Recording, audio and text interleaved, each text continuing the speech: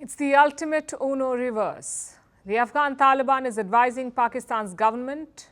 Who thought this day would ever come? After all the financial support, after all the training, after all the diplomatic cover, the so-called proxy is dictating the puppet master. And what are they saying? Talk to the terrorists. We're talking about the TTP, the Tehreek-e-Taliban Pakistan, or simply the Pakistan Taliban. Their stated goal is to overthrow the current Pakistani regime and then create a hardline Sharia state in its place in Pakistan, basically create an Afghanistan in Pakistan. Now, this group is bleeding Islamabad. Some 1,000 civilians died in terror attacks last year. A lot of them were carried out by the TTP, so it's a sworn enemy of the Pakistani state. And what does Kabul say? Why don't you talk to them and sort it out? The comments came from the Taliban's Deputy Interior Minister. In fact, let me quote from what he said.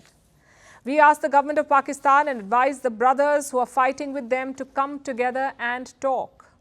These wars and revolutions leave behind widows and orphans. A bit rich, I would say. More than 1,000 civilians have died since the Taliban took power. Did they not leave behind widows and orphans? But that's a story for another day. For now, let's focus on Pakistan. This statement is a very important one. You see, both Talibans share close ethnic ties. They're mostly made up of Pashtun fighters. Some of them have familial links. So Pakistan thought Kabul will help to crack down on the TTP, maybe knock some sense into them.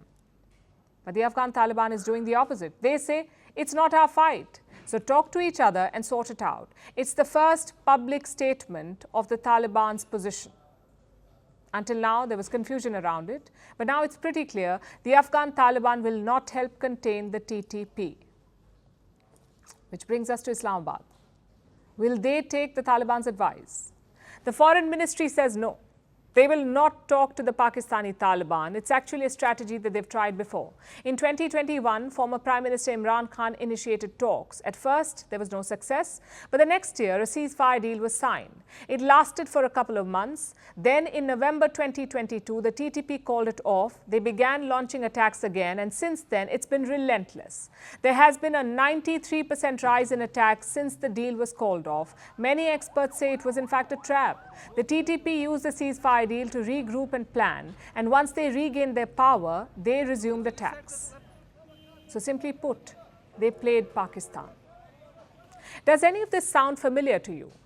Terrorists supported by a neighbor, that neighbor downplaying the threat, and ceasefire deals being violated. It's what Pakistan has done to other countries, especially India.